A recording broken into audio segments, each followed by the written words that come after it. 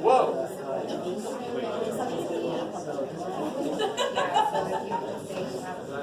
All right, guys. I'm gonna start going through these. Please let me know if you have questions as we do this. I'm gonna show you some ideas behind what you do. Because a lot of times you guys know steps to do, but you actually have no idea why they work. You just do them. And the more you do that kind of thing, the less you accept it as just working in math. You just go, it's a bunch of shit, steps, I got to memorize, disconnected crap. If you just take a second and make sure you ask your teachers, okay, why does it work that way? Especially if you get a teacher that didn't show you anything. I'm probably going to drive some of you crazy by just showing you everything. Right? I'm going to show you why. And if something doesn't make sense why it doesn't work, and why it does work that way, then you have to ask me. That's my job. So, for example, this is one of the worst choices for notation ever. Right. Yes. Every now and again. Too bad we weren't there at the meeting way back when they said this is the way. Now, what the hell does this actually mean? What operation is hidden here? This does not mean 3 times 1/5, right?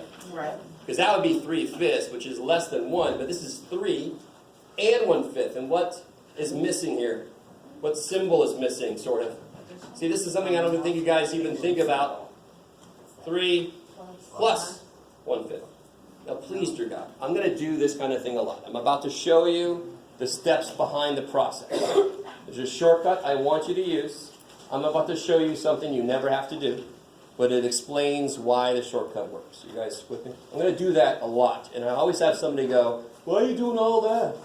I have a better way to... No, I'm showing you why the better way works, okay? I like it. Now, of course, this is 3 over 1. In fact, whatever this number is, it's going to be over 1. Because it's a whole number. That's why I call it a mixed number. It's whole and part, right? It's mixed.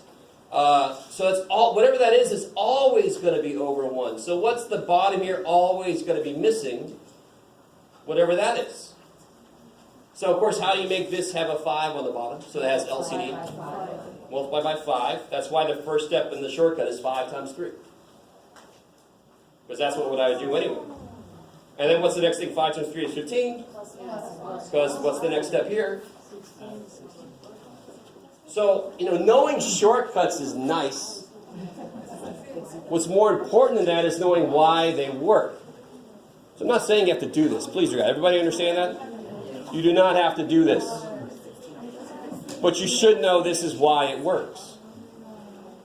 Okay, I like it. Wait, why do we multiply by 5? Because that 5 was... So it originally is this, which is really this. Is this cool? I don't even see... Hold on. Sorry. Don't get upset. Just tell me. This is the only place I use the projector, so I'm not totally used to it. Is that cool? It's 3 plus 1/5, which is 3 over 1 plus 1 over 5. Okay, now listen. Real quick. I know everybody hates fractions, but tell me, what's x plus 2x? 3x. And why is that so easy? Because they are like terms. What's x plus 2y? X plus freaking 2y, right? I love it. Because they're not like terms. The idea of like denominators is like terms. If I had 3 x's plus 2 x's, that's 5 x's. If I had 3 boxes plus 2 boxes, that's 5 boxes. If I had 3 nights plus 2 nights, that's 5 nights. It's just freaking like terms. So if I don't have the same bottom, that's sort of like x plus y. I can't do that shit. So I got to make the bottoms the same to force them to be like terms. That's it. That's all like denominators is. So right now I have 3 1s plus 1 5s. I can't do that. It's like 3x plus y. I can't do that. Does that make sense? Yeah. So then I need to, of course, the way to make the bottom 5 is to multiply by 5, but you got to do the same thing to the top to keep the number still, it's still 3. Yes? So when you have a whole number and a fraction, you're just pretty much gonna Just multiplying by that, because that's going to be what he's missing automatically. Okay. Because he's going to have a 1 at the bottom, he's missing whatever hell this guy's got. Okay. That's a handle. So then I get 15 fifths plus 1 fifth. Now they're like terms. 16 fifths. And I would bet money that there's still somebody out there going, why is he doing all that shit? So again, 5 times 3 is 15 plus 1 is 16. That's the shortcut.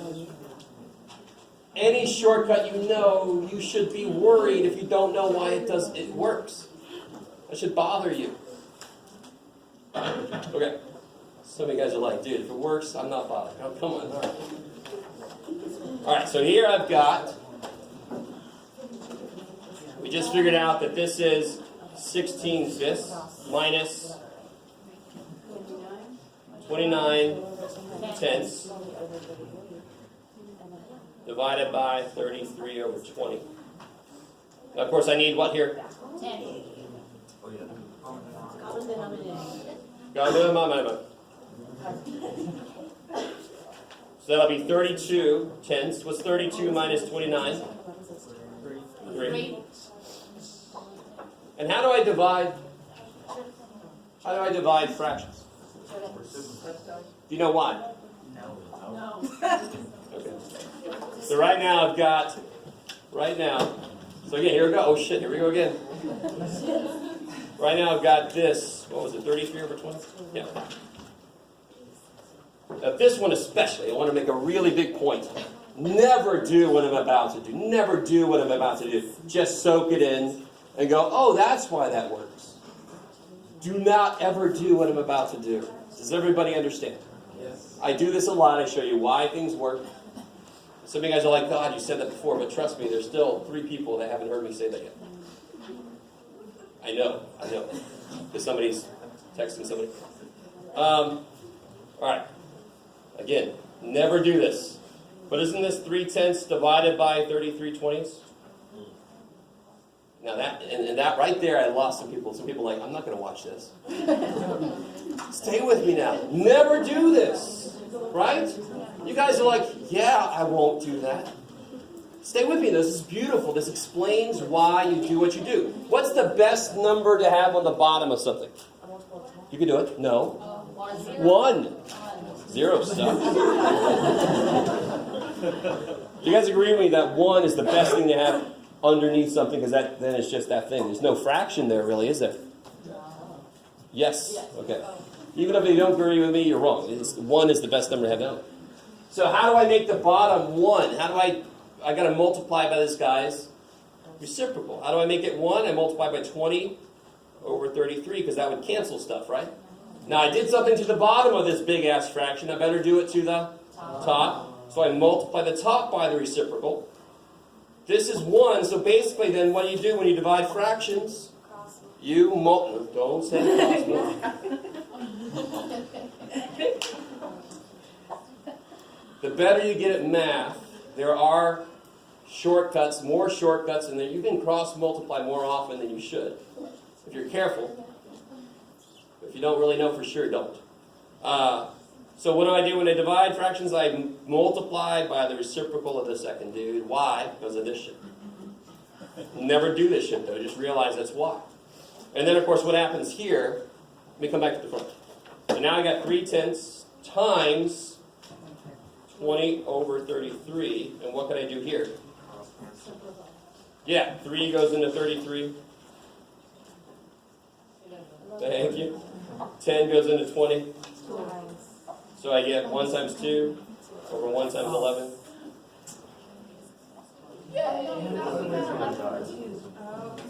Did you flip the first guy? We forgot to put Okay. Yes. Would you take like a decimal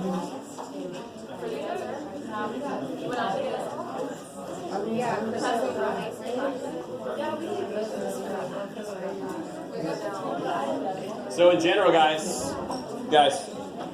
everybody, in general, if it starts with fractions, you end with fractions. Because I need you to work. When a decimal shows up out of nowhere, I'm worried that it wasn't you. It was something else that did it. Right? Maybe that's not true, but I have to assume that's what happened. So definitely, if it starts in fractions, it better end in fractions, and I better see fractions all the way through. Right? You cannot escape fractions. I won't let you. Fractions live in the real world, and you guys are going to go into the real world. And the more people that understand fractions, the better the world freaking is. Right? All right. So this next guy, of course, is the please excuse my dumbass son. Or my dear Aunt Sally. Or last semester I had a student say, please excuse my deficient algebra skills. That also works. Yeah. So let me. All right. So please stands for what? Parentheses.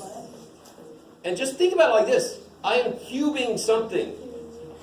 I can figure out what that something is. So of course I'm going to figure out what that something is, because then I can cube it. What's the only time I have to write it 3 times and start foiling shit is if I can't do the inside. If I had x minus 2 cubed, I can't do the inside, can I? I have to write it 3 times. I have to foil it then. Oh shit. But if I can do the inside, good God, of course I will do the inside. What is negative 1 minus 2?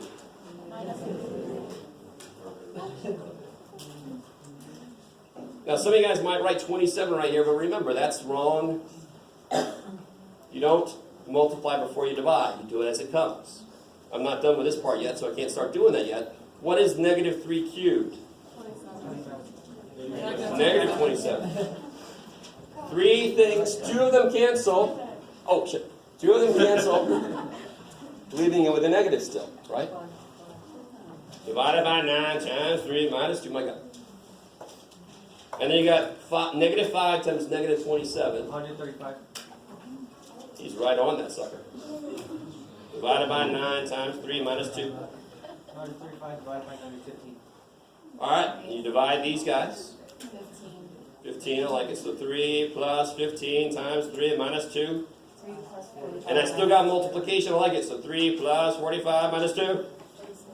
46. So 48 minus 2, 46. Yay.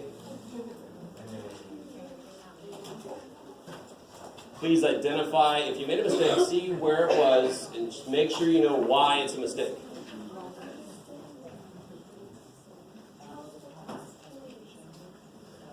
This guy, I wish to God you guys never learned this stupid thing. And some of you guys are like, that's blasphemous, Jeff. But it's completely unnecessary. The more stuff we do like this to you, the more it sounds like it's so hard we have to make something up so you know how to do it. No. What do? 2x gets a term. In fact, would FOIL even work here? There's a middle, it'd be I don't know if you guys know what I'm saying. No. So you take 2x times each one. What's 2x times 4x squared? 8x cubed. 2x times negative 6x. 2x times 9. And then you can be smart and kind of line up your like terms as you go, if you want to. 3 gets a term. 3 times 4x squared. 3 times negative 6x. 3 times 9. Dead. Yep. Yep. So I teach very violent mathematics. So will we leave it like that? Yes. All right, 2 things. Guys, if you cube root it, you've brought something into the problem that wasn't there. So you've made it a different problem. Okay. Also, if you cube rooted this, you still can't do shit to it. I really want you to understand. What's the square root of 4x plus 9? No, I don't know. Square roots are powers. and I don't think you got taught that before, a square root is a half power.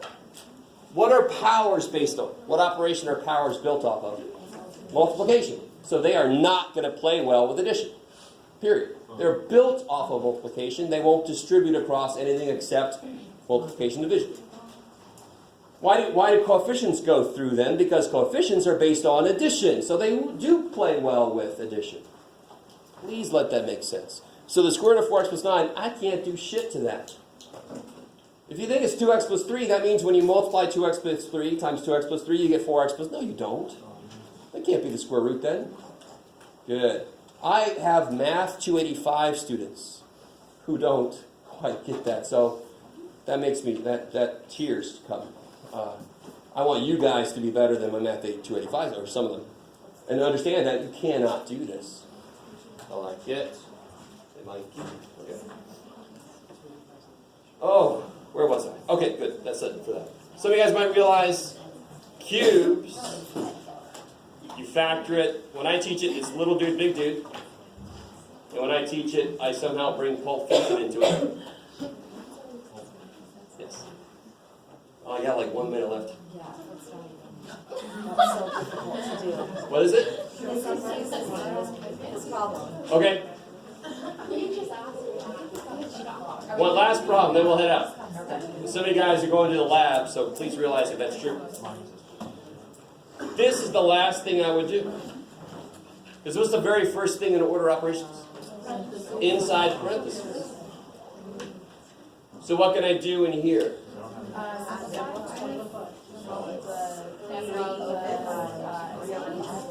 Yeah, good. Divide both by 8. Negative powers mean what? So those 7 A's are fine where they are. They're happy. They're positive. Those 6 A's come down. Those 7 B's up top are fine where they are. These 7 B's go up. So then I end up with 3B to the 7, 7, 14. Or 5A to the 7, 6, 13. And I still have the negative 2. Negative powers mean flip, like we just said. So I flip everything. And then I still have to square everything. So I look at that outside power as 2 steps, right? Good, so 25, A to the... 26. So 15 is wrong. 169 is definitely wrong. There's no... Here, you guys ready for this? There is no 13 in there. There is no 13 in here. What does that mean then? That means 13 A's. There's no 13 in here. If I have 2 groups of 13 A's, I have how many A's? 26. That's why you multiply powers when you raise them. So at the bottom I get 9, B to the 28. So don't just try to memorize stuff like properties of exponents. Make sure why they make sense. And then it's less memorization and more just you do what makes sense. So we'll finish this up tomorrow. And then we'll do some factoring stuff tomorrow. Some of you guys are going to come with me to the lab. If you haven't had lab yet, you're coming now with me.